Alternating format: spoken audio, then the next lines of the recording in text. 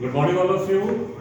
तो dear students, आज मैं आपके लिए लेके आया हूँ एक न्यूज़पेपर आर्टिकल जो आपको बताएगा आर्टिफिशियल इंटेलिजेंस के बारे में। तो ये आपकी हेल्प करेगा कि आर्टिफिशियल इंटेलिजेंस के बारे में कुछ कंसेप्ट्स आप समझ पाएंगे, उसके बारे में कुछ फैक्ट्स आप सीखेंगे और उसको कैसे अंग्रेज़ी भाषा में बोलना चाहिए या लिखना चाहिए, कुछ अच्छे एक्सप्रेशंस आप ग्रैब करेंगे। तो चलिए, रोज की तरह हमारा जो न्यूज़पेपर है वो बिजनेस लाइन है, because it is my favourite. अब ये अखबार है संडे का, संडे 2 जुलाई 2023 का। और ये जो आर्टिकल है, इस आर्टिकल का टाइटल है well set to ride, well set to ride, well set to ride the, अब ये इन्वर्टेड कॉमा में, fabulous, fabulous AI artificial intelligence wave, ठीक है। और ये आर्टिकल है पेज नंबर 5 पे, पेज नंबर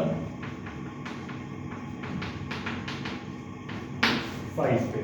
तो इस आर्टिकल में कुछ कंसेप्ट्स हैं, इसमें कुछ फैक्ट्स हैं और इसमें कुछ लैंग्वेज है, कुछ लैंग्वेज है जो आपको साधना होगा।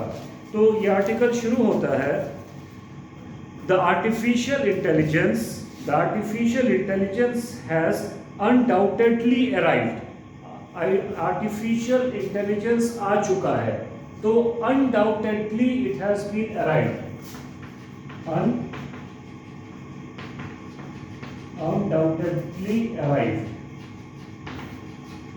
ठीक है। आर्टिफिशियल इंटेलिजेंस आ चुका है और फिर क्या होगा आने के बाद कि now it is in its early stages.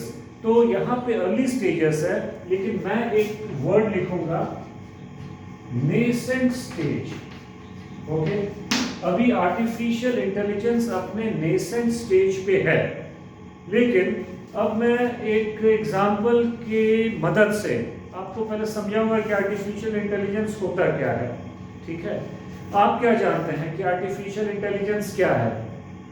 आपको लग रहा है कि कुछ मशीनें मनुष्यों की तरह बन जाएंगी, मनुष्यों की तरह काम करने लगेंगी। सच्चाई भी यही है। अब देखिए, मान लीजिए आप अपने रूम में गए और यहाँ पे फैन है, ठीक है। अब आप अपने रूम में आते हैं तो आपको फैन कैसे ऑन होगा? आप स्विच ऑन करेंगे तो फैन चलेगा। क्या फैन में ये दिमाग है कि आप रूम में आए तो खुद ब खुद वो चलने लगे? नहीं, फैन ऐसा नहीं कर पाता है क्योंकि उसमें वो बुद्धि नहीं है, ठीक है। लेकिन आप यहाँ कोई गेस्ट आता है तो आप उसको पानी पूछते हैं, आपको बुद्धि है कि थका हुआ आया है, चलो पानी पूछे, manners, etiquette, you are able to think. तो अब क्या है कि साइंटिस्ट्स जो हैं वो जो निर्जीव चीजें हैं उनमें भी दिमाग डाल रहे हैं। पूछो कैसे? अब ये जो यहाँ पे स्विच बोर्ड है, यहाँ से वायर जा रहा है, तो ये वायर क्या ले जा रहा है? इलेक्ट्रिसिटी। और सिंपल जो मोटर होता है, स्विच ऑन करने से इसमें बिजली दौड़ेगी, पंखा घूमेगा। लेकिन पंखा सोच नहीं सकता कि कोई मनुष्य आए तो इसमें अपने आप पंखा घूमना शुरू हो जाए या अपने आप रुक जाए उसके जाने के बाद। लेकिन हाँ, अब ये चीज हो पा रही है। कैसे हो पा रही है? अब ये जो पंखा है, मान लो इसमें बहुत सारे इलेक्ट्रॉनिक डिवाइसेस लगाए जाएं और सेंसर्स लगाया जाए, तो ये इलेक्ट्रॉनिक्स पे निर्भर है। किस पे निर्भर है? इलेक्ट्रॉनिक्स, ठीक है। अब ये सेंसर जो है सेंस करेगा कि कोई आया, ठीक है। उसमें वो रेस निकल रही होंगी, वो टकराएंगी किसी मूवमेंट से और फिर वो पंखा खुद ब खुद चलने लगेगा। जैसे व्यक्ति जाएगा, सब कुछ शांत हो जाएगा, खुद ब खुद बंद हो जाएगा। अब जैसे टाइमर लगे रहते हैं, 2 घंटे बाद चीजें बंद हो जाएंगी, तो ये क्या हुआ? तो कहीं ना कहीं वो सोच पा रहा है। तो इसीलिए और धीरे धीरे ज्यादा से ज्यादा इसमें फीचर्स ऐड होने लगे तो पता चलेगा कि ज़्यादा इंटेलिजेंट होती जा रही है मशीन, है ना। अब ये पंखा अगर आपसे बात करना शुरू कर दे, और कैसे हो, कैसा रहा, कब आए, तो देखो हो सकता है इलेक्ट्रॉनिक चीज़ें लग जाएं, उस तरह की चीज़ें आ ही रही हैं। हम लोग एलेक्सा की बात करते हैं, उस तरह की वॉचेस आ गई हैं, you can talk to them, तो चीज़ें डेवलप हो रही हैं। तो अब ये जो इलेक्ट्रॉनिक डिवाइसेस हैं, सबसे बड़ी बात क्या है कि ये बनती कैसे हैं, ये आपको जानना होगा। और यही जब आप जान जाएंगे तो इस टॉपिक पे बात कर पाएंगे। मशीनों से ज़्यादा इम्पॉर्टेंट है बिजनेस के लिए कि वो चीज़ें बनी कैसे। देखो, कोई भी व्यक्ति किसी चीज़ का आविष्कार कर सकता है, लेकिन जब तक बहुत ज़्यादा लोगों के पास वो चीज़ नहीं जाएगी तब तक उसका पर्पस नहीं है। अब जैसे कार का आविष्कार हो गया, बट लोग ज़्यादा जानते हैं हेनरी फोर्ड को, ठीक है। हेनरी फोर्ड साहब ने क्या किया कि इन्होंने लार्ज स्केल मास प्रोडक्शन किया कारों का, है ना, ताकि बहुत से लोगों को कारें मिल सकें। तो he was given the credit of inventing the assembly line। क्यों कि ज्यादा लोगों को ज्यादा कारें देनी हैं तो ज्यादा प्रोडक्शन करना होगा। प्रोडक्शन में कैसे तेजी लाएं, तो पूरा प्रोसेस उन्होंने बदला। पहले क्या होता था, देखो मैं थोड़ा एक्स्ट्रा भी बता रहा हूँ, इससे ये आगे काम आएंगी ये चीजें। पहले क्या है, कार यहाँ आई, सारे मैकेनिक्स मिलके उस कार को बना रहे हैं। अब असेंबली लाइन में क्या है, एक व्यक्ति यहाँ खड़ा है, कार आई, उसका कोई पार्ट फिक्स करना है, मान लो सीट लगानी है, उसने लगाया, फिर कार आगे बढ़ जाएगी, उसमें कोई और आदमी वायर और इलेक्ट्रिक्स लगाएगा, फिर कार और आगे बढ़ेगी। तो assembly line, division of labour को और क्लियर किया उन्होंने, ठीक है। अब जैसे टोयोटा कंपनी, टोयोटा कंपनी ने क्या किया, जस्ट इन टाइम मैनेजमेंट को टोयोटा कंपनी लेके आई। पता है जस्ट इन टाइम क्या होता है? अब जैसे कि कोई कार कंपनी है, तो एक कार में कितने टायर होते हैं? बहुत से लोग बोलेंगे कि 4 होते हैं। गौर से देखना, एक कहीं छुपा रहता है, 5 टायर्स होते हैं, कि मान लो कि अगर एक पंचर हो गया तो आप क्या खड़े रहेंगे? नहीं, तो एक 1 एक्स्ट्रा टायर इज देयर। तो टोयोटा कंपनी ने फील किया कि उसका खर्चा बहुत बढ़ रहा है। क्यों बढ़ रहा है? कि बहुत सारे उसके जो प्रोसेसर्स हैं उसमें उन्होंने रिसर्चेस किया, तो पता चला कि कुछ एक प्रोसेस में पैसा लगा हुआ है और उसमें वेस्टेज भी बहुत है ना।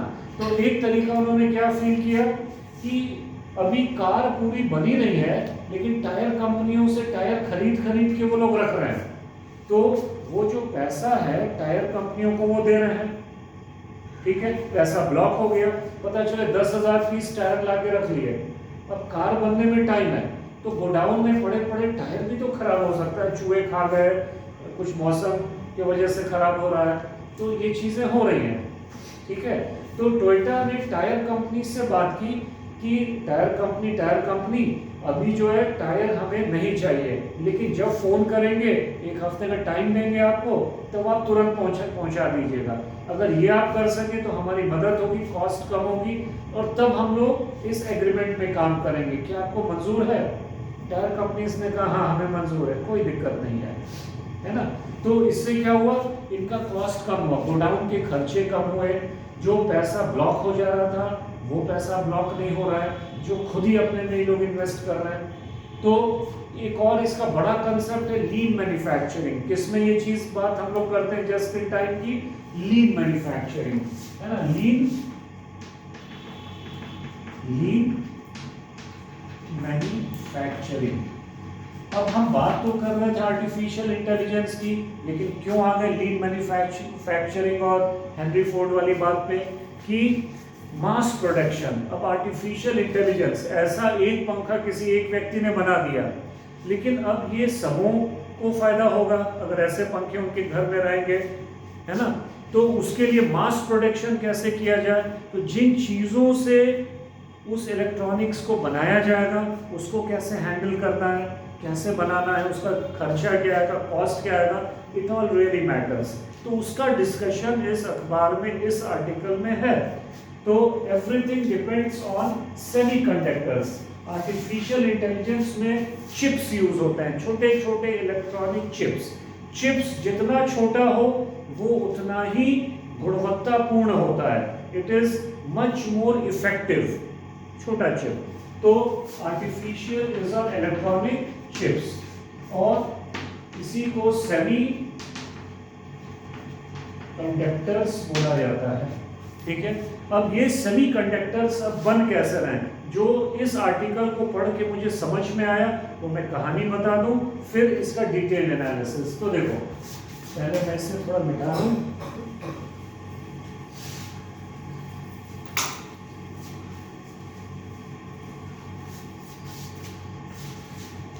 देखो ये लोग कर क्या रहे हैं कि आर्टिफिशियल इंटेलिजेंस के लिए इनको बनाना पड़ता है चिप्स।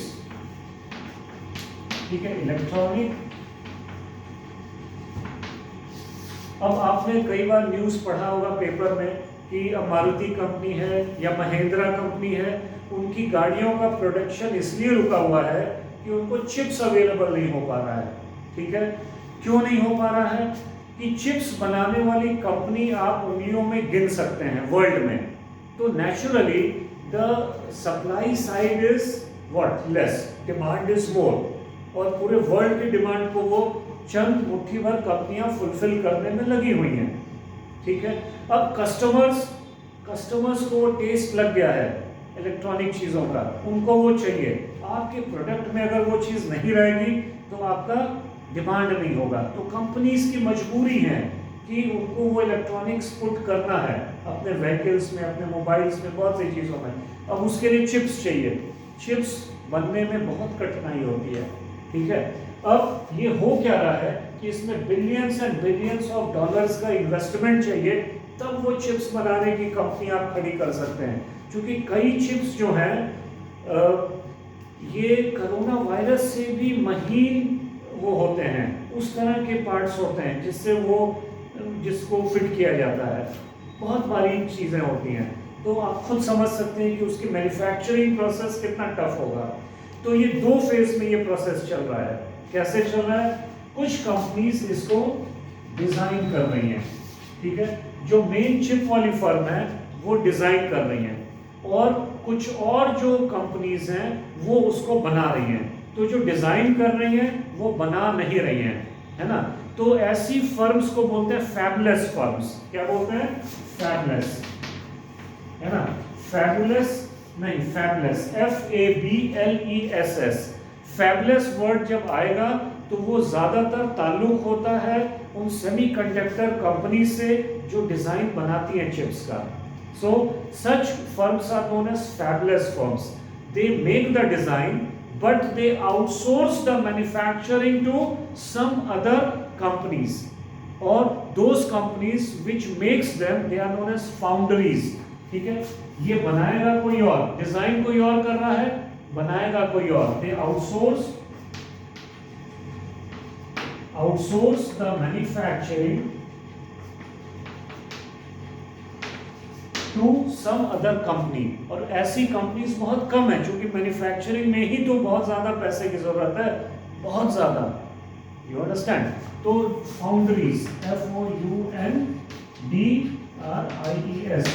फाउंड्रीज बेसिकली क्या होता है, अगर जैसे लोहा है या ग्लास है, उसको मेल्ट करके जहाँ शेप दिया जाता है, तो वैसी फैक्ट्रीज, वैसी इंडस्ट्रीज को फाउंड्रीज बोला जाता है। ठीक है, तो अब हम लोग ये बेसिक चीज समझ गए। अब देखो, ये जो फाउंड्रीज हैं बहुत कम हैं, ज्यादातर ताइवान में है। कहाँ पे हैं? है ना, ये फाउंड्रीज ताइवान में है ज्यादातर, और अमेरिका में भी है। ज्यादा कंपनीज ऑफ कोर्स अमेरिका में हैं। ठीक है, 100 के लगभग कंपनीज लिस्टेड हैं इसकी, अमेरिका में लिस्टेड हैं उनके स्टॉक एक्सचेंज पे, जो इस काम को कर रही हैं। हमारे देश में नहीं है, समझ रहे हो? तो ये आप लेवल देख सकते हैं। दूसरी बात क्या है कि इन फाउंड्रीज को जो फंड कर रही है, कुछ फंडिंग एजेंसीज हैं जो कि अमेरिका से भी बाहर की हैं। बात समझ में आ रही है? तो वो कौन सी एजेंसीज हैं, क्या हैं, वो इसमें दिया हुआ है। जो इन्वेस्टमेंट कंपनीज उनको बोला जाता है। क्या बोला जाता है? इन्वेस्टमेंट। कुछ UAE की एक बहुत बड़ी कंपनी है जो इन्वेस्ट कर रही है। बात समझ में आई? तो हम लोग वो समझेंगे। तो ये नेटवर्क है, आर यू अंडरस्टैंडिंग? ये नेटवर्क है। तो let me white the board and start with the CFL analysis. एक मिनट चेंज करो इसको। अब सबसे पहले इसमें जो है the artificial intelligence has undoubtedly arrived. Now artificial intelligence is in nascent stage. अब आपको समझना होगा अभी नेसेंट है। अब दूसरा इसमें एक्सप्रेशन है कि जो बूम है ना, जैसे पहले .com बूम आया, it is similar to the .com boom. So you can use this expression कि it is similar to the .com, है ना। 90s वगैरह में जो वेबसाइट्स बनाने का हुआ, इंटरनेट शुरू हुआ, तो .com बूम उसको बोला जाता है। Use it. Now it is the artificial intelligence boom. फिर क्या है? The digital global economy. अब it is a digital global economy. Will talk about digital global economy. Are you understanding?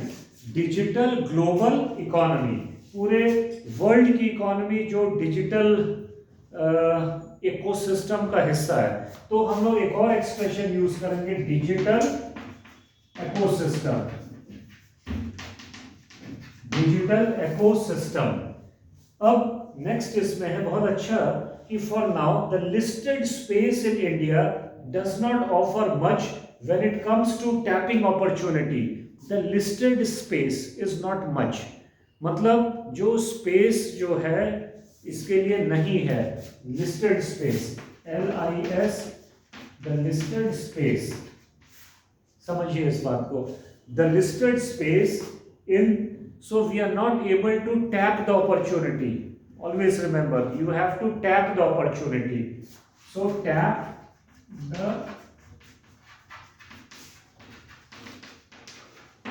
the opportunities. Now you see, next है कि tap the opportunities in semiconductor space. फिर इसमें दिया गया है to look at the US market. The listed cluster of semiconductor stocks in the US in a universe is a universe within a universe. ठीक है? तो जिस तरह से स्टॉक मार्केट में जो सेमीकंडक्टर इंडस्ट्रीज हैं अमेरिका में, वो अपने आप में दुनिया के अंदर एक दुनिया, अलग दुनिया है। तो एक अच्छा एक्सप्रेशन आपको मिला, यूनिवर्स अंडर। अब देखो इस आर्टिकल में एल बहुत ज्यादा हमें मिल रहा है, लैंग्वेज स्किल्स, है ना। The expressions universe in universe, it is universe within a universe। ठीक है?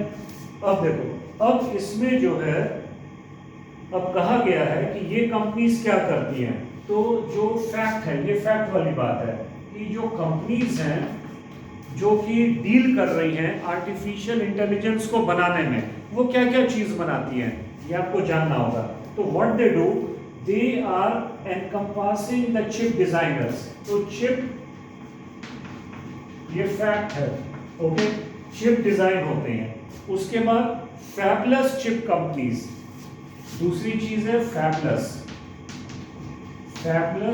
Chip companies. फैबलेस आप समझ गए कि वो कंपनीज जो केवल चिप को डिजाइन कर रही हैं लेकिन उसको आउटसोर्स कर रही हैं किसी और कंपनी को। अब शोले मूवी आपने देखा है, हर कोई देखा है हिंदुस्तान में। शोले में क्या होता है कि वो डायलॉग है कि ठाकुर ये हाथ मुझे दे दे। तो गब्बर सिंह ने ठाकुर का हाथ तो काट लिया, लेकिन क्या ठाकुर जो है उसने अपना गोल को छोड़ा, गोल अचीवमेंट को? No. What did Thakur do, कि ठाकुर ने हायर किया जय और वीरू को, एज द स्टोरी गोज, है ना। तो मैन पावर को हायर किया, और जो वो खुद से नहीं कर सकते थे, आउटसोर्स करके उन्होंने दूसरों से कराया। The goal was to kill Gabbar, so his mission was achieved through outsourcing. So at times अगर आपको लग रहा है कि उस चीज को या तो आप कर नहीं सकते हैं because of your own problems, या अगर आप करेंगे तो इट्स वेरी कॉस्टली, तो आप आउटसोर्स कर देते हैं दूसरों से करवाना। यस, तो शोले मूवी, बहुत सी चीजें हम लोग मूवी से सीख सकते हैं इकोनॉमिक्स में, है कि नहीं। चलो नेक्स्ट है, अब वाइल अमंगस्ट सेमीकंडक्टर कंपनीज निवीडिया, ये एक अमेरिका की बहुत फेमस कंपनी है, NVIDIA, आपको जानना होगा कुछ कंपनीज के नाम। तो Nvidia has taken the centre stage, ये बहुत बड़ी कंपनी है अमेरिका की, over the last month on booming demand for AI computing chips. तो ये बहुत बड़ी कंपनी है जो चिप्स में डील कर रही है, अमेरिका की है, और आप इसको और गूगल करके और इसके बारे में जान सकते हैं। Will follow through to the entire semiconductor ecosystem, और ये सेमीकंडक्टर इकोसिस्टम, मैंने क्या कहा कि किसी भी चीज के बारे में आप वृहद रूप से अगर बताना चाह रहे हैं तो आप शब्द यूज करेंगे इकोसिस्टम, जैसे कि GST इकोसिस्टम, तो GST की वो सारी चीजें उसमें शामिल हो जाएंगी, GST इकोसिस्टम। तो ये क्या है कि जो चिप इकोसिस्टम का ये बहुत बड़ा प्लेयर है। उसके बाद देखो ये क्या थीम है, तो नाउ एक फैक्ट है, नैस्डैक लिस्टेड, नैस्डैक क्या है, नैस्डैक NASDAQ, जैसे हमारे कंट्री में जो कंट्री की 30 सबसे बड़ी कंपनी है ब्लू चिप कंपनी, उनके इंडेक्स से एक इंडेक्स बना है स्टॉक मार्केट में, सेंसेक्स, सेंसिटिविटी इंडेक्स। तो ये न्यूयॉर्क स्टॉक एक्सचेंज का इंडेक्स होता है, और इसमें ये कंपनी रजिस्टर्ड है ग्लोबल फाउंड्रीज, ग्लोबल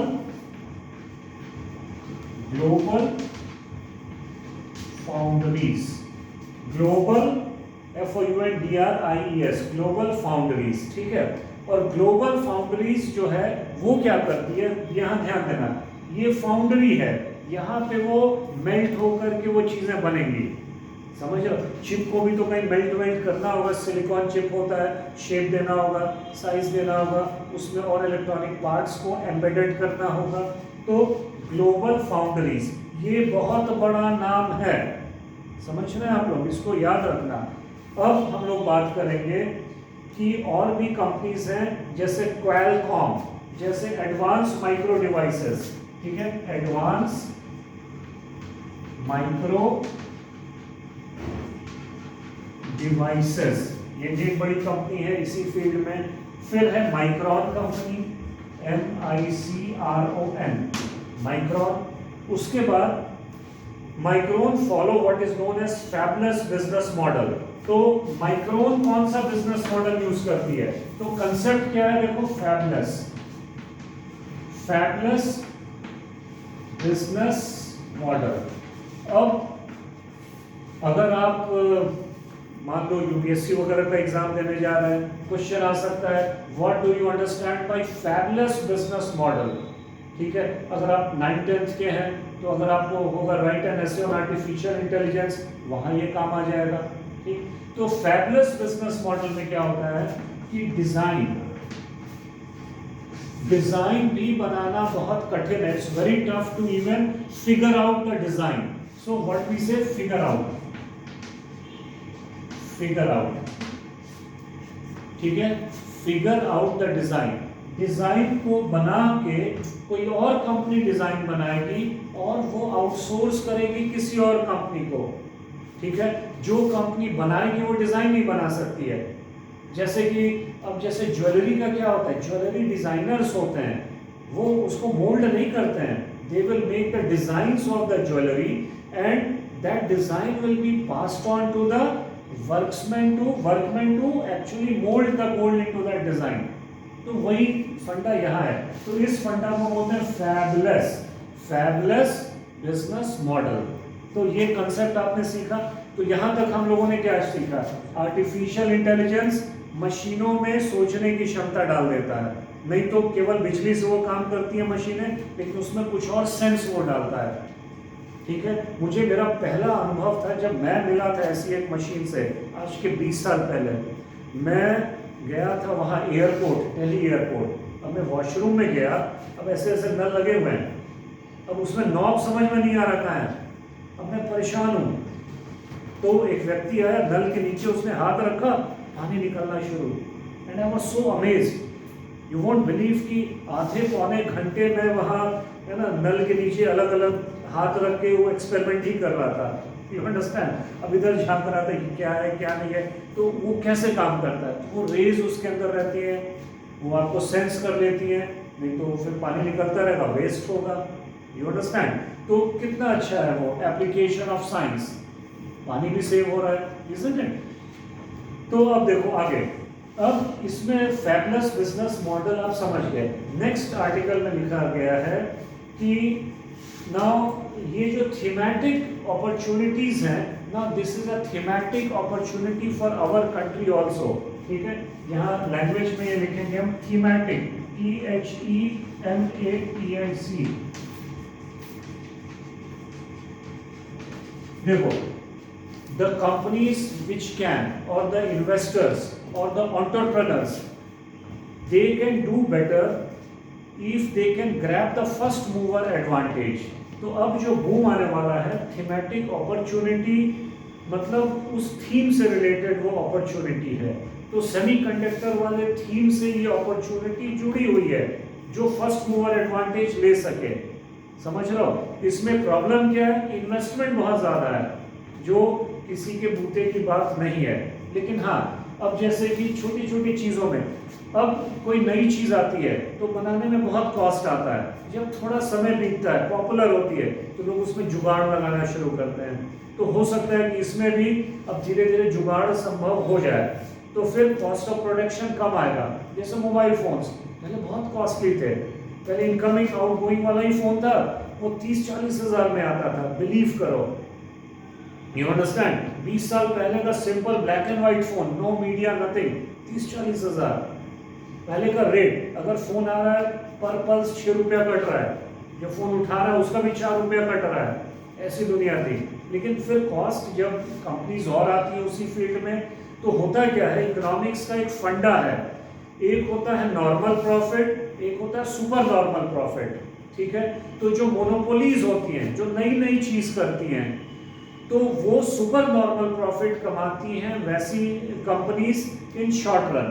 लेकिन लॉन्ग रन में कोई ज्यादा प्रॉफिट नहीं कमा सकता है बहुत समय तक, क्योंकि कंपटीशन फिर बढ़ेगा, तो फिर हर कोई नॉर्मल प्रॉफिट कमाता है। और एक टाइम ऐसा आता है जो नॉर्मल प्रॉफिट भी कोई नहीं कमा पाता है, जब ओवर कंपटीशन हो जाता है, तो फिर कंपनीज लॉसेस में जाने लगती हैं। तो then companies have to think about, the economy has to think about, or that particular ecosystem has to think about an altogether different type of business, isn't it? तो ये चीज है। अब इसमें नेक्स्ट है, कंसेप्ट आपको समझ में आ गया, fabulous business model. Now you see, now let's talk about efficiency. अब एफिशिएंसी की जो बात हुई, मैंने आपको समझाया कि ये नैनोमीटर्स में रहता है चिप, नैनोमीटर्स। सोचो नैनोमीटर्स कितना महीन। और the same thing, lower NM chips are more efficient, they are more efficient. Efficient का मतलब क्या है? तो जब आप मैनेजमेंट पढ़ोगे तो आप सीखोगे कि 3 शब्द हैं जो मैनेजमेंट को हैंडल करते हैं। कि मैनेजमेंट एक प्रोसेस होता है जो चीज़ों को इफेक्टिव और एफिशिएंटली करने की प्रेरणा देता है।